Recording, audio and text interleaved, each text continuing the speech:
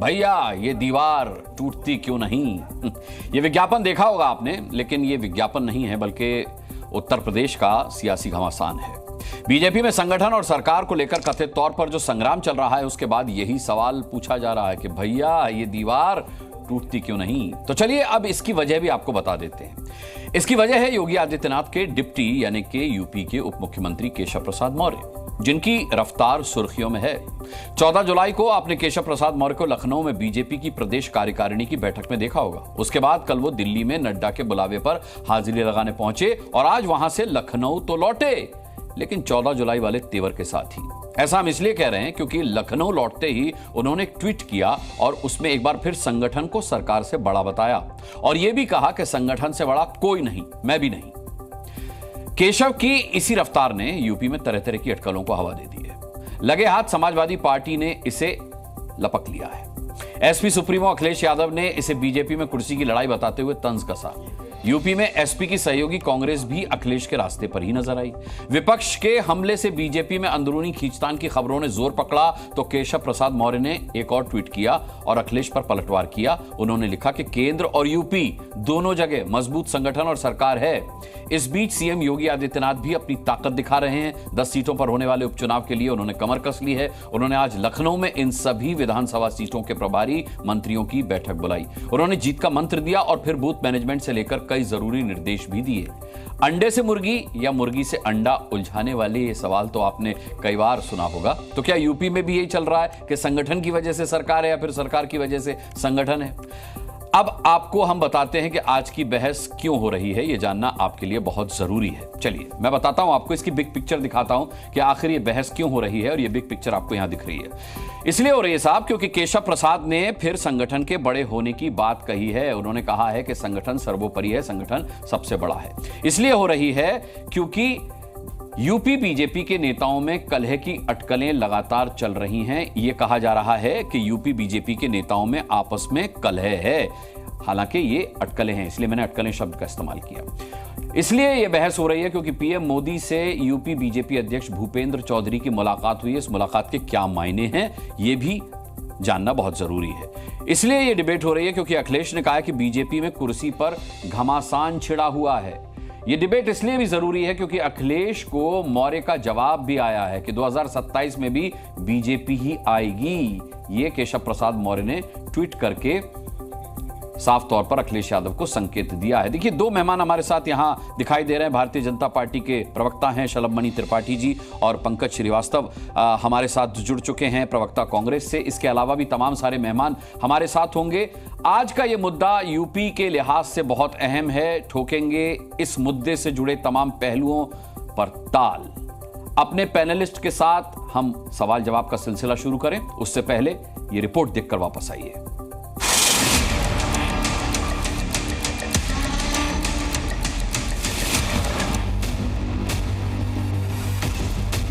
संगठन जिसको तय करे उसके साथ खड़ा होकर के प्राणपण से जुट करके कमल चुनाव चिन्ह को विजयी बनाने के संकल्प के साथ अगर हम आगे बढ़ेंगे तो आपका भी सम्मान होगा। संगठन सरकार से बड़ा है, बड़ा रहेगा। ये पूरी तरीके से चुनाव हारने के बाद अब ये परेशान हो चुके हैं कि आगे हमारा भविष्य खत्म है। ये कमजोर पड़ गए हैं। कुर्सी की लड़ाई में जनता बहुत परेशान है। बिना संगठन के कोई पार्टी खड़ा होगी? अब बिना पार्टी के कौन सरकार चलेगी? एक दूसरे के खिलाफ सार्वजनिक रूप से बोलना, ट्वीट करना, खबरें लीक करना, तो ये सब क्यों हो रहा है? इसके लिए तो हमें कुछ दिन इंतजार करना पड़ेगा। आत्मविश्वास में कि हम तो जीत ही रहे हैं, तो स्वाभाविक रूप से वहां पर कहीं ना कहीं हमें खामियाजा भी भुगतना पड़ता है। अभी भी ये लोग जनता के हितों की लड़ाई नहीं लड़ रहे हैं, आपसी बंदर बांट की लड़ाई लड़ रहे हैं।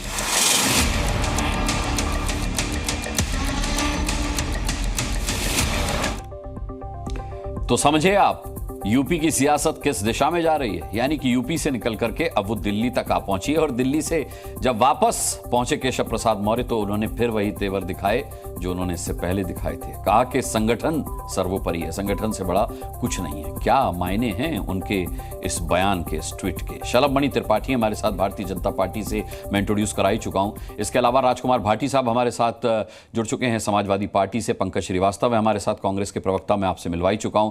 हमारे साथ एलजेपीआर के प्रवक्ता ए.के. वाजपेयी साहब हैं। अनंत विजय वरिष्ठ पत्रकार हमारे साथ होंगे और विनोद अग्निहोत्री हमारे साथ होंगे, वरिष्ठ पत्रकार। लेकिन सबसे पहला सवाल जैसा कि पूछा भी जाना चाहिए शलभ मणि त्रिपाठी जी से। शलभ मणि त्रिपाठी जी, ये दीवार टूटती क्यों नहीं वाला विज्ञापन आपने भी देखा होगा। सवाल यह है कि आप इनकार करेंगे कि दीवार है ही नहीं। चलिए मैं भी मान लूंगा आपके कहने से पहले कि कोई दीवार है ही नहीं, लेकिन सवाल यह है कि संगठन बड़ा है, यह कहने की जरूरत केशव प्रसाद मौर्य को क्यों पड़ी। और एक से ज्यादा बार हमने देखा कि वो नड्डा साहब से मिलकर जब लखनऊ गए, वहां जाकर के भी उन्होंने कहा कि संगठन से सर्वोपरि कोई नहीं, मैं भी नहीं। उन्होंने कहा कार्यकर्ता बहुत दुखी हैं। ये सब कहने की जरूरत क्यों पड़ रही है?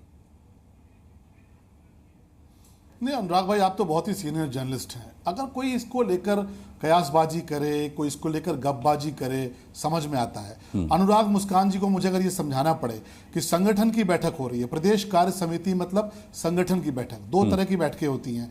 एक बैठक होती है जो संगठनात्मक बैठक होती है, दूसरी बैठक होती है जो सरकारी बैठक होती है। सरकारी बैठक में सरकार के कामकाज की चर्चा होती है, सरकारी मशीनरी की चर्चा होती है। जो संगठनात्मक बैठक होती है उसमें संगठन की बैठक होती है। और ये किस बात से कौन इनकार करेगा? स्वयं मुख्यमंत्री जी ने इस बात को बहुत बार कहा है, स्वयं उप मुख्यमंत्री जी ने इस बात को बहुत बार कहा है। संगठन बड़ा होता है, ऑर्गेनाइजेशन कोई भी होता है बड़ा होता है, इसमें कौन सी दो राय है। संगठन जो है एमएलए बनाता है, संगठन एमपी बनाता है, संगठन चुनाव लड़ता है, संगठन पूरा एक ढांचा खड़ा करता है। इसमें दो राय कहां है? किसमें कौन कह रहा है कि आपने कहा मुख्यमंत्री जी का ऐसा कोई बयान सुन लिया कि जहां मुख्यमंत्री जी कह रहे हो नहीं साहब संगठन बड़ा नहीं होता। यही तो मैं कह रहा हूं, यही तो मैं कह रहा हूं। किसने कहा सरकार बड़ी होती है? किसी ने भी नहीं कहा, लेकिन उनको क्यों कहना पड़ रहा है कि संगठन बड़ा है? हाँ, तो ये नहीं, ये संगठनात्मक जब बैठक होती है, संगठनात्मक चर्चा जब होती है तो क्यों ये नहीं कहते क्या कि कार्यकर्ता सबसे बड़ा होता है? तो इसमें अब इसको हर बार कहा जाता है कार्यकर्ता हमारा सबसे बड़ा नेता होता है, ये हर बार कहा जाता है। इसको बैठकर कुछ लोग, देखिए कुछ लोग कुंठित हैं, और वो कुंठित लोग कौन है? जिन्होंने अपने यहाँ पिता और चाचा की लड़ाइयां बहुत गंदे स्तर पर देखी हैं,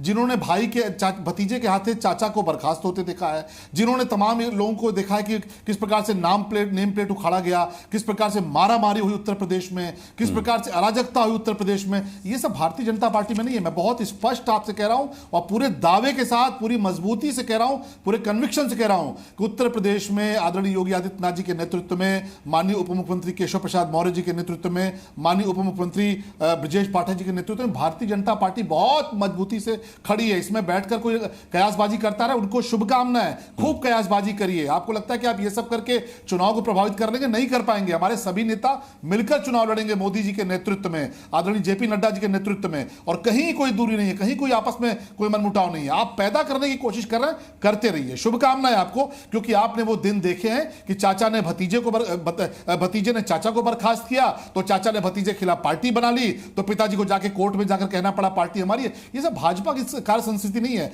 यहां पर ज्येष्ठता के लिए कोई विवाद नहीं होता है कि हम कौन ज्येष्ठ हैं। यहां श्रेष्ठता के लिए जरूर प्रयास होता है कि हम श्रेष्ठ हैं, हम आपको ज्यादा सम्मान देते हैं। ज्येष्ठता के लिए कोई यहां पर आपस में झगड़ा नहीं हो सकता, कोई यहां प्रतिस्पर्धा नहीं हो सकती। सारी प्रतिस्पर्धा इस बात की है कि श्रेष्ठता, कि हम अनुराग जी को कितना सम्मान दें, अनुराग जी मुझे कितना सम्मान दें। ये भारतीय जनता पार्टी है। यहां गरीब परिवार से निकला हुआ नेता, कार्यकर्ता जो है देश का प्रधानमंत्री बनता है।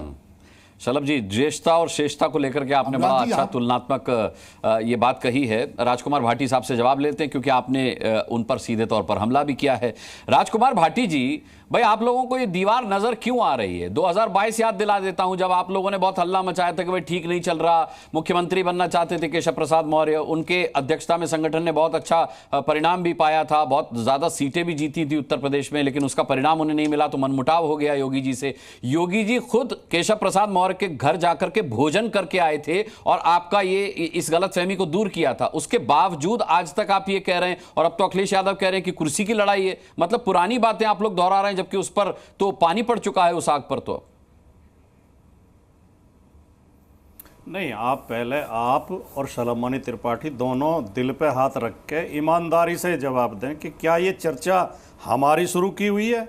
हाँ। कि भारतीय जनता पार्टी में कुछ चल रहा है, यूपी में कुछ बड़ा होने वाला है, यूपी में कुछ परिवर्तन होने वाला है, उप मुख्यमंत्री दिल्ली गए हैं, ये क्या हमारी फैलाई हुई चर्चा है? और क्या ये तमाम चैनल जो डिबेट 2 दिन से इसी पर डिबेट चल रही है, हर चैनल के ऊपर मेरी आवाज लौट के आ रही है, मुझे कृपया इसे ठीक अच्छा ठीक है, इको दूर करते हैं। तो क्या हमारा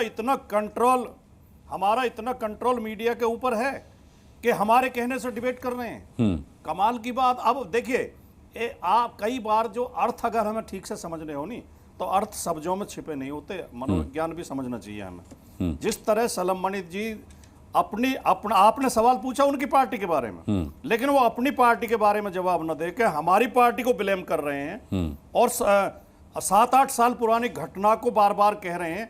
गांव में, मोहल्ले में, कहीं कॉलोनी में किसी परिवार में कलह हो और उनसे कहने लगो कि आपके परिवार में कोई दिक्कत चल रही है, और वो जोर जोर से चिल्ला के कहने लगे कि फलां गुप्ता जी उनकी पत्नी तो रोज उन्हें पीटती है, वो शर्मा जी है उनके तो बच्चे रोज झगड़ा करते हैं, वो उधर तिवारी जी है उनके यहाँ तो रोज झगड़ा होता है।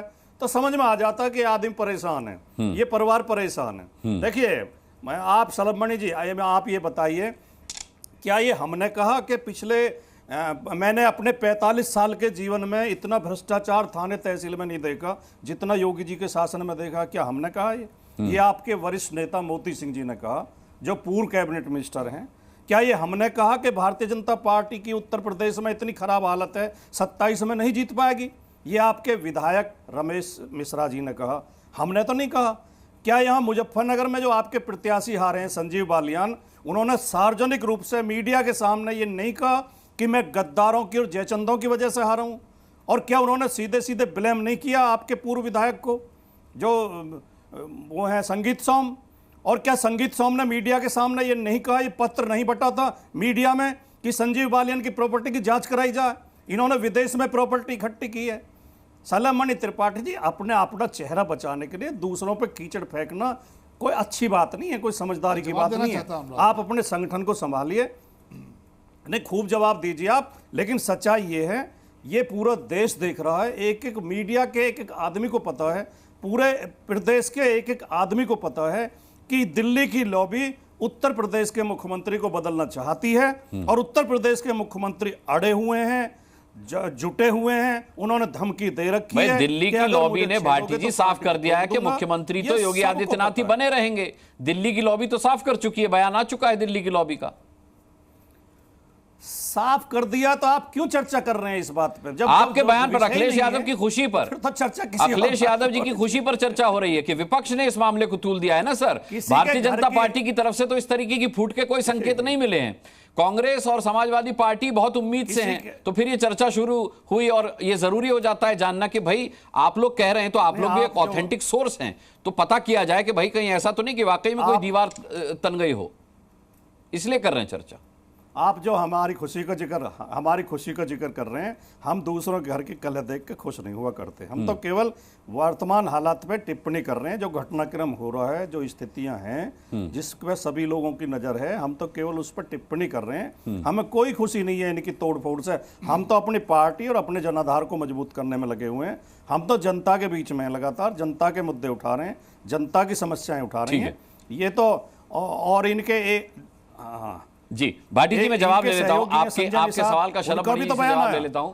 वो आखिरी अच्छा बोलिए बोल रहा हूं केवल बोलिए। इनके सहयोगी संजय निषाद का भी बयान आया है कि जब बुलडोजर चलेंगे तो वोट कहां से आएंगे? तो ये उन्हें संतुष्ट करें ना, अपनी पार्टी के विधायकों को, पूर्व सांसदों को, पूर्व मंत्रियों को, अपने सहयोगियों को। अनुप्रिया पटेल ने भी पत्र लिखा। बुलडोजर तो अवैध अतिक्रमण के खिलाफ चल रहा है ना सर, उसमें दिक्कत क्या है? वो तो आप भी चलवाते, आप नहीं चलवाते। ये बात संजय निषाद को समझाओ, ये बात संजय निषाद को समझाओ, हमें क्यों समझा रहे हो? ठीक है, संजय निषाद ने कहा, ये तो इनके सहयोगी हैं, मंत्री हैं इनकी सरकार में। और अनुप्रिया पटेल कह रही हैं पिछड़ों के साथ, दलितों के साथ भेदभाव हो रहा है नौकरी में। उन्होंने पत्र लिखा बाकायदा प्रधानमंत्री को। ठीक है, शलम मणि जी जवाब दीजिए। देखिए अनुराग भाई, मैं सिर्फ इतना कहूंगा, माननीय भाटी जी के लिए पुनः दोहराता हूं कि भारतीय जनता पार्टी का कार्यकर्ता ज्येष्ठता को लेकर प्रतिस्पर्धा नहीं करता, श्रेष्ठता को लेकर प्रतिस्पर्धा करता है कि कौन कितना मान हो सकता है, कौन कितना श्रेष्ठ हो सकता है। रही बात उत्तर प्रदेश में, आपकी वेदना हम समझ सकते हैं, आपकी भी और कांग्रेस की भी, और देश में भी समझ सकते हैं। अनुराग भाई इस बात को जानते हैं, रिकॉर्ड टूटा है, जवाहरलाल जी के बाद पहली बार कोई सरकार है जो तीसरी बार, जिस सरकार ने दोबारा तीसरी बार शपथ ली है। नरेंद्र मोदी जी तीसरी बार प्रधानमंत्री बनकर गए। और मीडिया की बात क्या कर रहे हैं भाटी जी, आप तो एक पार्टी के बहुत जिम्मेदार प्रवक्ता हैं। मीडिया ने तो 2022 में समाजवादी पार्टी की सरकार, अरे लेकिन शलभ मणि जी, उसके लिए भी भाटी जी कह चुके हैं और कांग्रेस भी कह चुकी है कि मोदी जी ने तीसरी बार शपथ जरूर ली है, लेकिन 2 साल से ज्यादा सरकार चलेगी नहीं। अब ठीक है, देखिए मैं कहना नहीं चाहता, पर किसी के मनाने से गाय नहीं मरती। बहुत मुहावरा होगा, मुझे लगता है बुरा लग जाएगा मेरे दोस्त को।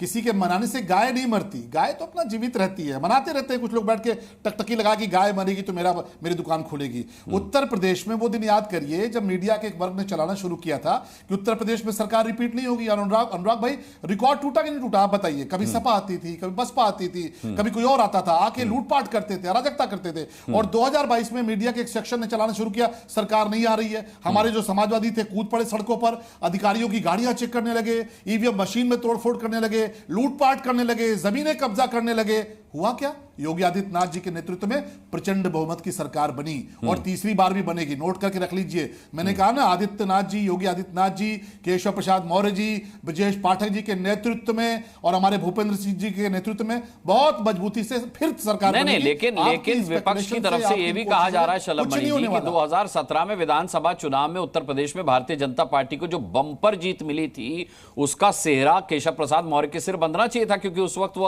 अध्यक्ष थे। अन्याय हुआ उनके साथ, उनको दरकिनार कर दिया गया, उन्हें डिप्टी से संतोष करना पड़ा। ये सारी लड़ाई वहीं से शुरू हुई है, ये कहा जा रहा है। अनुराग जी, केशव प्रसाद मौर्य जी गरीब परिवार से आते हैं और उनके बारे में समाजवादी पार्टी किस प्रकार के शब्दों का प्रयोग करती है मुझे बताने की आवश्यकता नहीं। अनुराग जी, आप उठाकर देखिएगा, आप भी ट्विटर पर एक्टिव रहते हैं, क्या क्या शब्द नहीं करते हो। कारण क्या है पता है आपको? कारण क्या है? आप योगी आदित्यनाथ जी के पिताजी का नाम अभी पैनल में पूछ लीजिए, किसी को पता है क्या? मोदी जी के पिताजी का नाम पूछ लीजिए, नहीं पता होगा। केशव प्रसाद मौर्य जी के पिताजी का नाम नहीं पता होगा। लेकिन ये वंशवादी पार्टियां, जिनको लगता है कि सिर्फ हमारे घर में राजा के घर में राजा पैदा होता है, उनको न योगी आदित्यनाथ जी स्वीकार हैं, न उनको मोदी जी स्वीकार हैं, न उनको केशव प्रसाद मौर्य जी स्वीकार हैं, न उनको भूपेंद्र चौधरी स्वीकार हैं, और बैठ के दोहरी राजनीति कर रहे हैं केशव जी को लेकर। अब 2017 में निर्णय हुआ, 2017 में पार्टी ने, संगठन ने, जनता ने निर्णय किया, उस पर दोबारा सरकार बनी। 2022 में फिर प्रचंड बहुमत की सरकार बनी और आप 2017 पकड़े बैठे हैं तो पकड़े बैठे रहिए। 2027 में फिर तीसरी बार सरकार बनेगी, क्योंकि उत्तर प्रदेश की जनता ने देखी है, अतीक अहमद की गुंडई देखी है समाजवादी पार्टी के सपोर्ट से,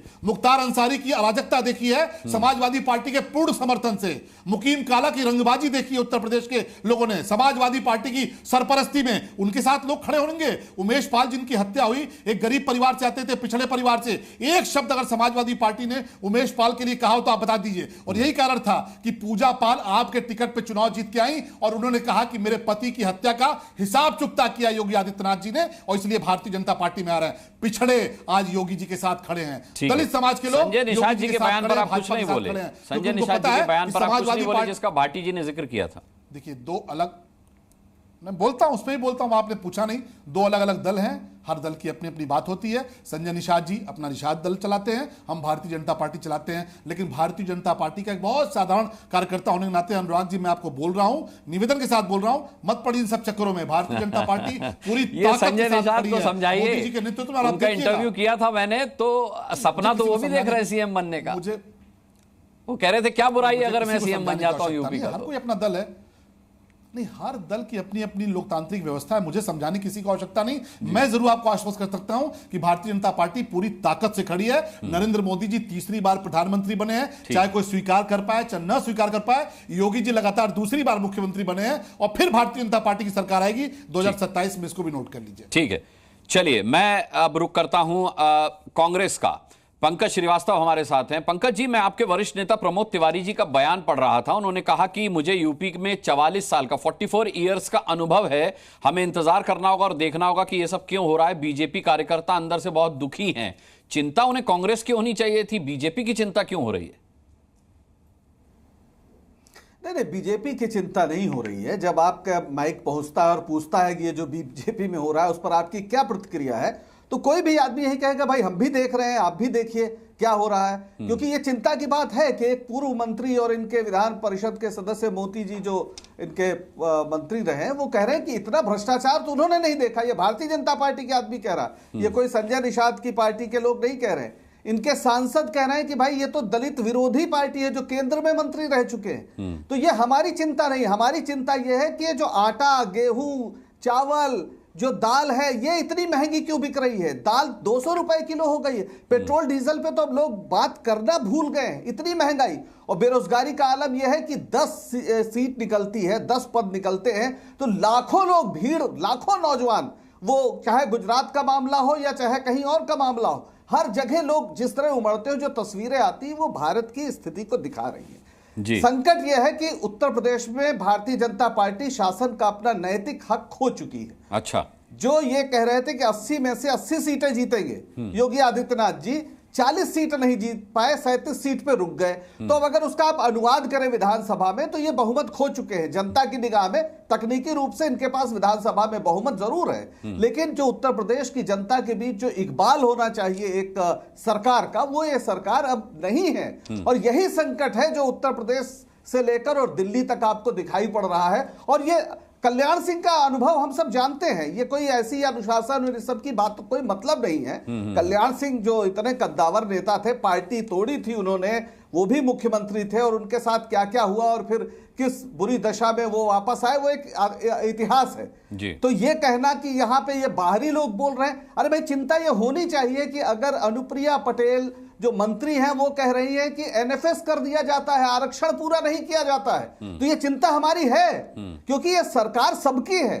हम बिल्कुल मानते हैं कि भारत के प्रधानमंत्री हैं नरेंद्र मोदी जी, उत्तर प्रदेश के मुख्यमंत्री हैं आदरणीय योगी जी, लेकिन जनता की तकलीफों के जिम्मेदार भी ये हैं। तो अगर उस जिम्मेदारी पे हम इनसे सवाल नहीं करेंगे तो हम किनसे सवाल करेंगे।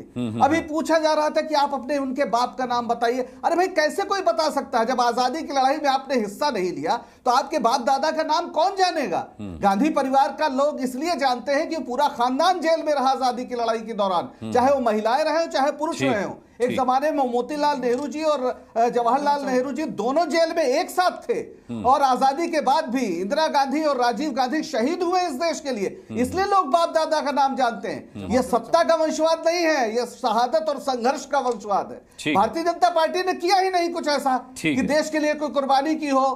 अरे भाई इमरजेंसी जिसका बहुत जिक्र करते हैं, संविधान हत्या दिवस मनाने की बात करते हैं, उस इमरजेंसी में भी जो बाला साहब देवव्रत साहब की चिट्ठी है, समर्थन कर रहे हैं कि हम आपको साथ हैं, हमको बस छोड़ दीजिए, प्रतिबंध हटा दीजिए। तो इन लोगों ने कभी संघर्ष नहीं किया है, और आज ये दावा कर रहे हैं कि हिसाब ये हो गया और तीसरी बार बन गए। बिल्कुल बन गए, लेकिन 240 सीट पाए हैं, आपको बहुमत नहीं मिला है। उत्तर प्रदेश में 80 में से 37 सीट पाए हैं, आप जनता की निगाह से उतर चुके हैं। और हमारी चिंता यह है कि उत्तर प्रदेश अपराध का सबसे बड़ा गढ़ है, इतनी दावा करते हैं। आप एनसीआरबी के आंकड़े उठा के देख लीजिए, महिलाओं के खिलाफ अपराध में नंबर 1, भ्रष्टाचार में नंबर 1 तो खुद इनकी पार्टी के लोग बता रहे हैं। ये हमारी चिंता है, बाकी ये कौन।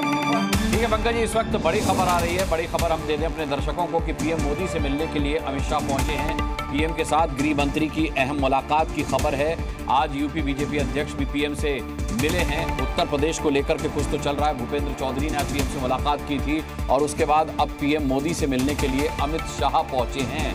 क्या इन मुलाकातों का मतलब है, और क्या इनके मायने निकाले जाने चाहिए? जिस तरीके से विपक्ष कह रहा है कि उत्तर प्रदेश में सब कुछ ठीक नहीं है, क्या इस बात को, इससे, इन बैठकों से हवा मिलती है? ए.के. वाजपेयी साहब हमारे साथ हैं एलजेपीआर से। ए.के. वाजपेयी साहब, आप लोग तो ये कह चुके हैं, चाहे टीडीपी हो या जेडीयू हो या फिर आपकी पार्टी एलजेपी हो, कि भाई हम प्रीपोल अलायंस थे और हम कतई सरकार का साथ छोड़ने वाले नहीं है, केंद्र की सरकार को कोई खतरा नहीं है। लेकिन जिस तरीके से संजय निषाद जी का जिक्र विपक्षी पार्टियां करें, उनके बयान का, जिस तरीके से अनुराधा जी के बयान का जिक्र किया जा रहा है, आपको नहीं लगता कि उत्तर प्रदेश में जो सहयोगी पार्टियां हैं वो उस तरीके से कोलैबोरेशन शो नहीं कर पा रही हैं जिस तरीके से केंद्र में सहयोगी पार्टियां कर रही हैं? अनुप्रिया पटेल, माफ कीजिएगा। नहीं, देखिए हम इसको इस तरीके से नहीं लेंगे। ये 4 जून को नतीजे आए लोकसभा के चुनाव के।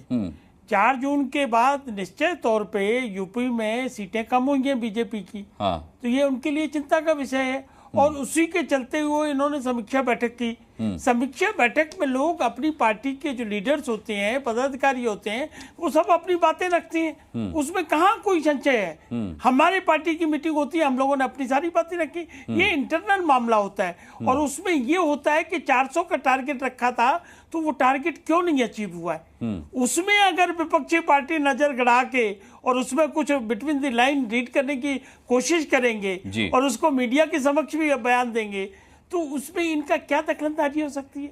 इनको अगर दखलंदाजी करनी तो करिए ना। बात सिर्फ 400 की नहीं है, वाजपेयी साहब समझिए, बात सिर्फ 400 की नहीं है, बात अनुप्रिया पटेल के बयान की है, बात संजय निषाद के बयान की है, बात केशव प्रसाद मौर्य के बयान की है, जिसमें वो कहते हैं कि संगठन सर्वोपरि है। और इस बात को वो बार बार कहते हैं, वो कहते हैं कि मैं भी कुछ नहीं हूं, मैं भी पहले कार्यकर्ता हूं, मैं उप मुख्यमंत्री बाद में हूं। तो इस तरीके की बयान की जरूरतें क्यों पड़ रही हैं, और जो सहयोगी हैं उनके बयान के क्या मायने हैं। अनुराग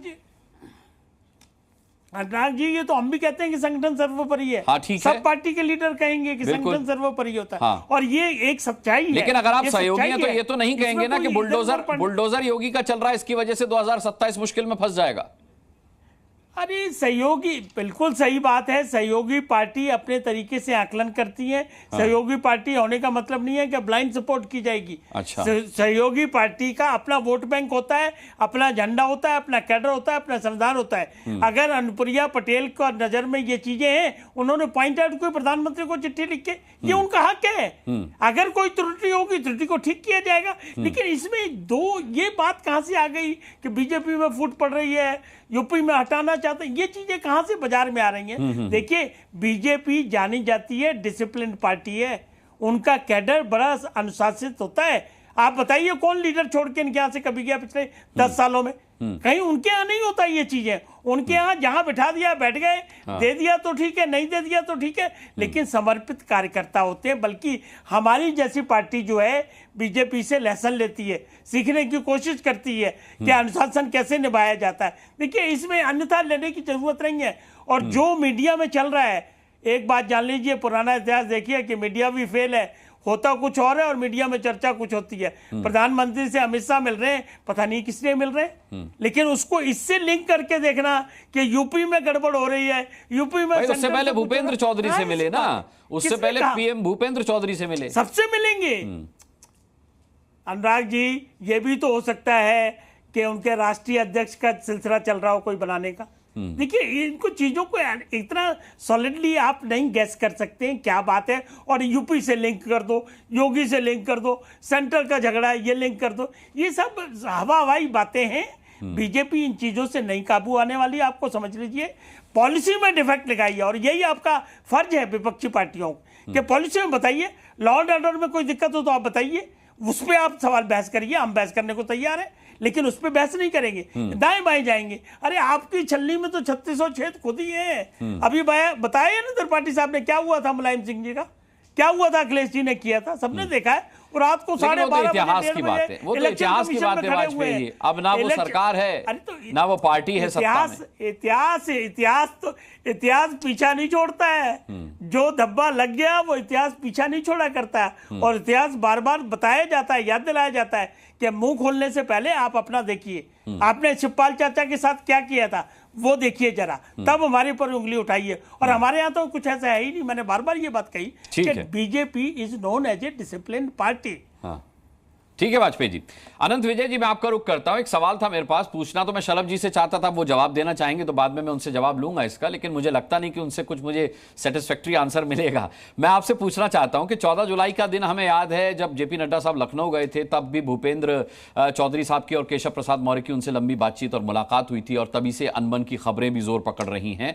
मुझे इस बात का जवाब चाहिए कि आपका आकलन क्या कहता है। अगर केशव प्रसाद मौर्य को संगठन की, सरकार की और अपने कार्यकर्ता होने की, अपने उप मुख्यमंत्री होने से ज्यादा चिंता है, तो फिर लोकसभा चुनाव के नतीजों के बाद से वो किसी कैबिनेट की बैठक में क्यों नहीं शामिल हुए? वो कहीं कैबिनेट की बैठक में नहीं दिखाई देते थे। क्या इससे बल नहीं मिलता कि वो नाराज थे या नाराज हैं? देखिए, केशव मौर्य के नाराजगी और योगी से अनबन की खबरें लगातार चल रही हैं। कोई आज पहली बार ऐसा नहीं हो रहा है। आप याद करिए 2022 में भी ऐसी चर्चा चली थी, और जो तस्वीर आप दिखा रहे हैं इसमें मोदी जी योगी के कंधे पर हाथ रखते हुए आगे जाते हुए, जब वो 2022 की तस्वीर सबको याद होगी। तो ये कोई नई बात नहीं है, ये सब चीजें चलती रहती हैं और लगातार चलती रहती हैं। कभी गॉसिप होता है कि हवाई जहाज मांग लिया, हवाई जहाज नहीं मिला, कभी गॉसिप होता है उन्हें हेलीकॉप्टर नहीं गया, कोई मिलने की बात करता है, कोई गाली गलौज की बात करता है। तो ये सब कुछ लोग, एक जिसको अभी शलभ ने कहा कुंठित लोग हैं, वो इस तरह के गॉसिप करते रहते हैं। लेकिन इस बार का जो मामला मैं देख रहा हूं, वो मामला कुछ और दिखाई दे रहा है मुझे। ये अनबन की बात नहीं है, ये कुछ ठीक करने की बात है। और केशव मौर्य जब कार्यकर्ताओं की बात कर रहे हैं, तो कार्यकर्ताओं के बारे में अभी विनोद जी ने कल ही एक कार्यक्रम में हम लोगों के साथ अटल जी का और वेंकैया नायडू का एक बड़ा अच्छा उदाहरण दिया था, वो मुझे याद रहता है। तो ये संगठन हमेशा बड़ा होता है, ये हर बैठक में कहा जाता है, इसमें कोई अनबिलीवेबल या कोई ऐसी बात नहीं कहती उन्होंने। ठीक है। दूसरी बात, अभी मैं बहुत सुन रहा था कि बेरोजगारी, महंगाई, आरएसएस के जो सरसंघ चालक थे तीसरे देवव्रत साहब ने इंदिरा गांधी को पत्र लिख दिया। भाई ये बड़ी विचित्र सी विडंबना है इस देश में कि आंशिक तौर पर किसी पत्र को कोट कर लीजिए, पहला और तीसरा पैराग्राफ कोट करके और उनको बता दीजिए। मुझे लगता है कि के.आर. मलकानी की किताब द आरएसएस स्टोरी 1980 में इम्पैक्ट से छपी है, उसको पढ़ लेना चाहिए जो लोग देवव्रत साहब पर उंगली उठाते हैं उनको, और उसमें उस पूरे पत्र के उसको पढ़ा जाना चाहिए। और बीएलडी जो उस समय भारतीय लोकदल, विनोद जी को याद होगा, वो संघर्ष समिति का एक सदस्य हुआ करती थी, उन्होंने वो पत्र बंटवाया और उन्होंने चुनिंदा हिस्सों को आरएसएस को बदनाम करने के लिए किया। उस समय देवव्रत साहब बार बार ये कह रहे थे कि आप आपस में अगर हम लोग लड़ेंगे इंदिरा गांधी को, वो पत्र अगर पढ़िए आप, उस पूरे पत्र को अगर पढ़िए और समग्रता में हॉलिस्टिकली विचार करिए तो आपको चीजें स्पष्ट नजर आएगी। तो छोड़ दीजिए, ये मैं उस पर नहीं जाता हूं। कुछ लोगों की ये वो फितरत में होता है कि आप कुछ भी चुनिंदा अंश उठाकर आप कोट कर दीजिए और उसके आधार पर किसी का वो बना दीजिए, जैसे संविधान की हत्या का नैरेटिव बना दिया गया यूपी में कि वो आएंगे और संविधान बदल देंगे और आरक्षण खत्म कर देंगे। तो इन चीजों का भ्रामक जो राजनीतिक दल के नेता होते हैं उनको इस तरह की चीजों का करने का अधिकार भी और करना भी चाहिए, यही उनका दायित्व भी है, यही उनका कार्य भी है। तो मुझे लगता है कि जिस प्रकार से अभी नौकरी की भी बात हो रही थी, अब पता कर लीजिए, अभी छत्तीसगढ़ में जब भूपेश बघेल की सरकार थी तब एक ही सेंटर पर 50 विद्यार्थियों में से 36 एक ही परिवार और एक ही क्लान के लोगों की नियुक्ति असिस्टेंट प्रोफेसर में हुई थी, जांच चल रही है उसकी। ऐसे में अगर आप रोजगार की बात करते हैं, महंगाई की बात करते हैं, अच्छी बात है, ये सब करते रहिए, लेकिन जरा अपने गिरेबान में भी झांक कर मुझे लगता है देख लेना चाहिए कि जब कांग्रेस पार्टी सत्ता में आती है तो वो क्या करती है, किस प्रकार से, और कांग्रेस पार्टी को दूसरे के घर पर मनमुटाव पर बोलने का अधिकार क्या है। आप बताओ, सीताराम केसरी याद है कि नहीं याद है आपको? किस प्रकार से सीताराम केसरी, अब फिर आप कहेंगे कि इतिहास में चले गए, चलो हम इतिहास में नहीं जाते। खड़गे जी ने अभी संसद में क्या बोला, मुझे बनाने वाली यहाँ बगल में बैठी हुई है। तो अब जहां इस तरह की राजनीति हो वहां कार्यकर्ताओं और संगठन की बात करना मुझे लगता है कि बेईमानी हो जाती है। तो इन सब चीजों को अगर होलिस्टिकली देखेंगे और उत्तर प्रदेश पर अगर हम वापस आए तो मुझे लगता है कि उत्तर प्रदेश में जो चल रहा, अभी थोड़ी देर में एक खबर और आने वाली है आप लोगों की, मुख्यमंत्री राज्यपाल से मिलने जा रहे हैं। अच्छा, अब उस पर कयास शुरू होंगे 6 बजे के बाद से। अरे भाई, मुख्यमंत्री हर 30 दिन में हर महीने राज्यपाल से मिलते हैं, उनके फेसबुक पेज पर जाके कोई देख लो, उनकी तस्वीरें लगी हुई हैं। तो इसको लेकर भी अलग अलग तरीके की गॉसिप शुरू हो गई। अब कुछ लोग ये भी चलाना शुरू कर देंगे अभी थोड़ी देर में कि केशव प्रसाद मौर्य को शायद राष्ट्रीय कार्यकारी अध्यक्ष बनाया जा रहा है, इसलिए बैठक शुरू हो रही है। तो ये ठीक है, ये मैंने पहले ही दिन जब 4 तारीख को रिजल्ट आए थे तभी मैंने कहा था कि ये पत्रकारिता का अमृत काल है। विनोद जी के साथ मैं लगातार इस बात को कहता रहा हूं कि जो पत्रकारों का अमृत काल नहीं था, पहले कुछ खबरें नहीं आती थी, अब कुछ खबरें आने लगी हैं, कभी संजय निषाद के बहाने से, कभी नायडू साहब के बहाने से, कभी नीतीश कुमार के बहाने से। खारिज तो नहीं की जा सकती वो खबरें, अनंत विजय जी, खारिज तो नहीं की जा सकती वो खबरें। विनोद जी का नाम आपने बहुत बार लिया, विनोद अग्निहोत्री हमारे साथ है। विनोद अग्निहोत्री जी, हम लोग लगातार कई डिबेट में साथ रहते हैं जी। विनोद अग्निहोत्री जी, तो क्या माना जाए कि केशव प्रसाद मौर्य को कोई बड़ी जिम्मेदारी मिल सकती है क्या? देखिए, सबसे पहले तो बड़ा ये सुखद संयोग है कि हमारे इस पैनल में 3 मित्र जो है शलभ-मणि, अनंत विजय और पंकज श्रीवास्तव, तीनों एक ही चैनल में एक समय पत्रकार रहे हैं। तो ये भी एक बड़ा सुखद संयोग है। और भूमिकाएं बदल जाती हैं तो स्टैंड भी बदल जाते हैं। मुझे याद है आनंद विजय थे IBN 7 में, तो आनंद विजय ही खबर करवाते थे डांट करके अपने रिपोर्टर्स को कि ये खबर क्यों नहीं लाई, ये कैसे ब्रेक हो गई। शलभ-मणि दौड़ करके बाइट लाते थे लखनऊ से, और पंकज श्रीवास्तव से। तो ये बड़ा अच्छी बात है, आज सब अपनी अपनी भूमिकाओं में है अलग अलग। देखिए, मुझे लगता है कि केशव मौर्य भारतीय जनता पार्टी के बहुत ही समर्पित और निष्ठावान कार्यकर्ता हैं। वो सांसद थे, सांसद के बाद प्रदेश अध्यक्ष बने। उनके नेतृत्व में प्रदेश में 2017 में विधानसभा चुनाव हुए। भारतीय जनता पार्टी को 312 सीटें अकेले मिली और 325 सीटें उनको मिली सहयोगियों के साथ। तो निश्चित रूप से उनका महत्व है। और उस वक्त उनको मुख्यमंत्री बनाए जाने की चर्चा थी। लगभग हम सब मान रहे थे कि केशव प्रसाद मौर्य मुख्यमंत्री बनेंगे, लेकिन बने योगी आदित्यनाथ जी, जिनका नाम नहीं था उस समय। उसके बाद उनको उप मुख्यमंत्री बनाया गया। तो राजनीति में देखिए महत्वाकांक्षा, बीच में मनोज सिन्हा जी की भी एंट्री हुई थी। नहीं, महत्वाकांक्षा देखिए हर एक की होती है, होनी चाहिए। केशव जी की भी अगर है तो उसमें कोई बुराई नहीं है, लेकिन अगर हो सकता है उनको और बड़ी जिम्मेदारी दी जाए। विनोद जी, महत्वाकांक्षा तो संजय निषाद जी की भी है। नहीं, संजय निषाद, देखिए संजय निषाद जी की महत्वाकांक्षा प्रधानमंत्री बनने की भी हो सकती है, लेकिन वो देवगौड़ा वाली स्थिति आएगी नहीं देश में अभी कि इसलिए वो कोई बन जाए। बड़ी पार्टी का होना बहुत जरूरी है आज की तारीख में। बात मैं ये कह रहा था कि कई बार बड़ी विचित्र स्थिति होती है। मुख्यमंत्री बनते बनते कोई राष्ट्रीय अध्यक्ष बन जाता है, और कोई राष्ट्रीय अध्यक्ष बनते बनते मुख्यमंत्री रह जाता है, और उसके बाद फिर चुनाव में हार जाती है पार्टी। अशोक गहलोत राष्ट्रीय अध्यक्ष बन रहे थे कांग्रेस पार्टी के, उन्हें मुख्यमंत्री पद प्यारा था तो वो वहां मुख्यमंत्री बने रहे, बाद में चुनाव में हार गई पार्टी, कांग्रेस पार्टी। तो राजनीति में कब क्या हो जाए हम कह नहीं सकते, लेकिन इतना जरूर है कि कुछ न कुछ तो भाजपा के भीतर जरूर पक रहा है। रस्सी तो है ही, भले सांप हो या न हो। तो अगर नहीं पक रहा है तो मीडिया एकदम सब कुछ हवा में नहीं जमता। हमारे तीनों मित्र मीडिया जुड़े रहे हैं। उठ गई शलभ-मणि जी की उंगली, उठ गई। रस्सी और सांप की बात पे शलभ-मणि जी की उंगली उठ गई। टिप्पणी करने का, लेकिन कुछ ना कुछ तो जरूर है। अब क्या है मैं ये नहीं कह सकता योगी आदित्यनाथ बदले जा रहे हैं, क्योंकि मेरे पास कोई पुख्ता सूचना नहीं है। तो और न मैं ये कह सकता हूँ केशव प्रसाद मौर्य बनाए जा रहे हैं मुख्यमंत्री। मुझे ये लगता है कि कुछ न कुछ केशव प्रसाद मौर्य को लेके बड़ी जिम्मेदारी दी जा सकती है। अब वो जिम्मेदारी संगठन में हो, सरकार में हो, सरकार में तो मुख्यमंत्री है। एक बात मैं जरूर कह दूं कि संगठन बड़ा है सरकार से, लेकिन तब तक जब तक चुनाव नहीं होते हैं। चुनाव होने के बाद संगठन का हर नेता प्रधानमंत्री, मुख्यमंत्री या मंत्री बनना चाहता है। आप सर्वेक्षण करा लीजिए, 99% नेता जो है यही चाहेंगे उन्हें संगठन की जिम्मेदारी से मुक्त करके उन्हें मंत्री बना दिया जाए। स्वतंत्र देव सिंह अध्यक्ष थे, मंत्री बन गए। केशव प्रसाद मौर्य अध्यक्ष थे, उप मुख्यमंत्री बन गए। ठीक है, तो संगठन अगर तब तक चुनाव नहीं होते तब तक संगठन बड़ा होता है। जहां सरकार बन जाती है तो सरकार बड़ी हो जाती है। सारे काम सरकार करती है, अधिकारी सरकार की सुनते हैं। संगठन के लोगों को यही तो रोना है कि उनकी बात अधिकारी नहीं सुनते, उनकी विधायकों का यही कहना है उनका। तो इसलिए व्यवहारिक रूप से सरकार बड़ी होती है, सैद्धांतिक रूप से चुनाव तक संगठन बड़ा होता है। जी, शलभ-मणि त्रिपाठी जी, बिल्कुल सही कहा अग्निहोत्री जी ने कि सांप भले ना हो लेकिन कहीं ना कहीं रस्सी तो जरूर है और कुछ ना कुछ अंदर खाने चल रहा है। ये आज की बात नहीं, 2022 में जब चुनाव हारे थे जरातू से केशव प्रसाद मौर्य, तब भी पार्टी के अंदर से ही ये सुर उठे थे कि हारे नहीं हैं बल्कि हराए गए हैं। और जिस व्यक्ति ने पार्टी को इतना बड़ा बनाया था 2017 में, ये माना गया कि उसका जनाधार खत्म हो गया है। तो अब कहीं वो अपनी पावर तो नहीं दिखा रहे हैं लोकसभा चुनाव में, जिस तरीके से योगी जी का प्रदर्शन रहा, पार्टी का प्रदर्शन रहा कि भाई अब योगी जी का जनाधार कम हुआ है तो मैं अपनी ताकत दिखा दूं जरा कि 2017 वाला केशव प्रसाद मौर्य हूं मैं। देखिए अनुराग जी, ये भारतीय जनता पार्टी है और हमारे अग्निहोत्री जी बहुत हम लोग के वरिष्ठ रहे हैं, हम सबने बहुत सीखा है।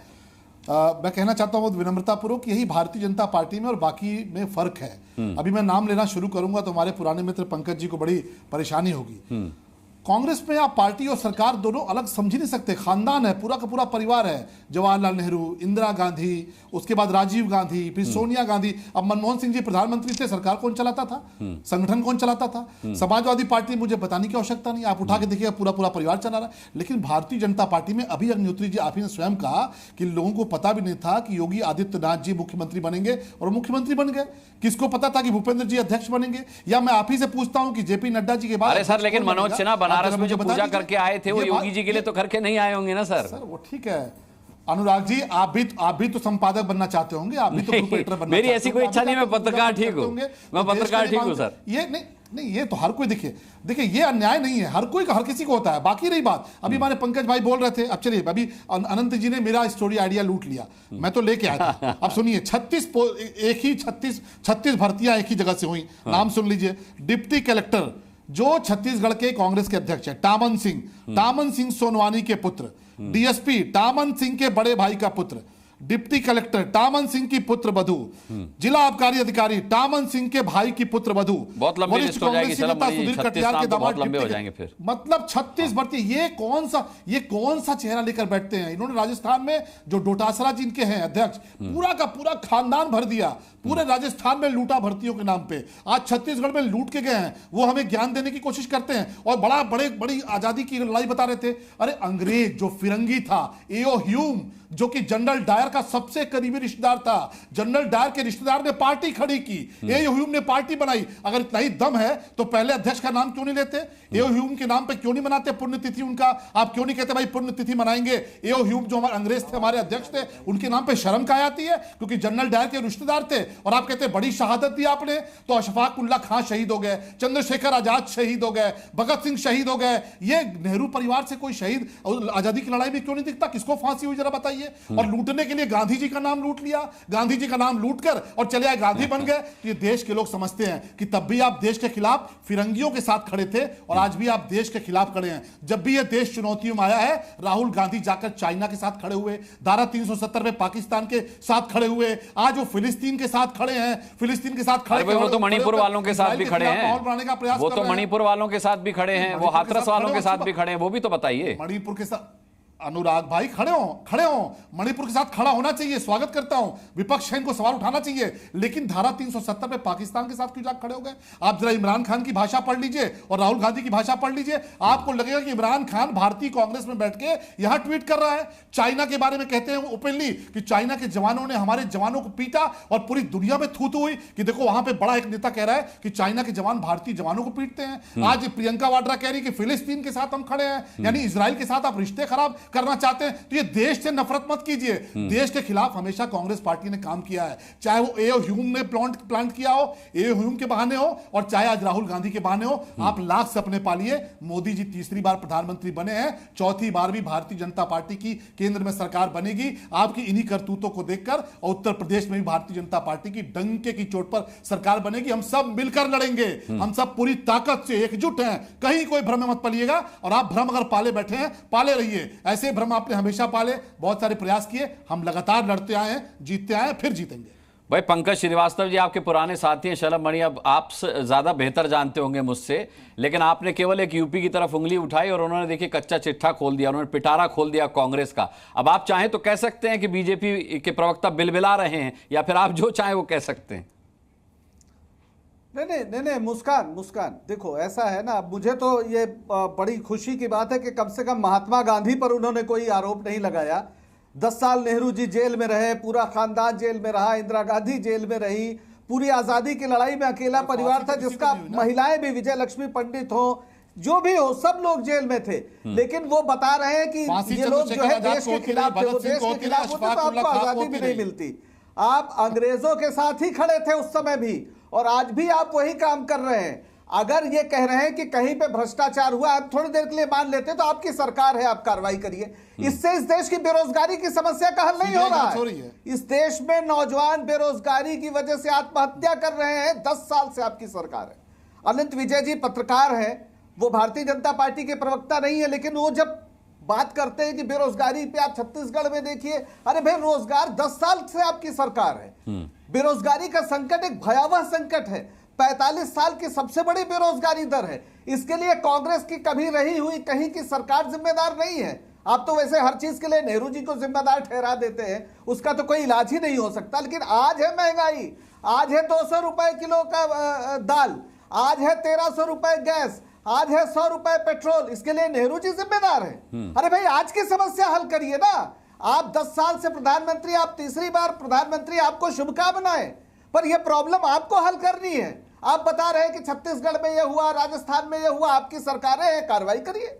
आज आपकी सरकार है। आज अगर नीट में 25 लाख इस देश का नौजवान, 25 लाख, घर घर में रोना मचा हुआ है। अगर राहुल गांधी या कांग्रेस पार्टी बात करती है कि इस पर आप इसको जांच करिए, तुरंत रद्द करिए, नए सिरे से जो मांग की जा रही है लड़कों की ओर से, बच्चों की ओर से, उसको पूरा करिए। तो इसके लिए कांग्रेस पार्टी जिम्मेदार है कि नेहरू जी जिम्मेदार है? आप जिम्मेदार है भाई, आप उस पर कार्रवाई क्यों नहीं कर रहे हैं? अगर आपका मंत्री, आपका पूर्व मंत्री, आपका विधायक कह रहा है कि इतना भ्रष्टाचार, ठीक है शलभ मणि जी का एक छोटा सा रिएक्शन लेकर मैं भाटी जी का रुख करता हूं। भाटी जी आ रहा हूं आपके पास, बोलिए शलभ मणि जी, जवाब देना चाहेंगे इसका?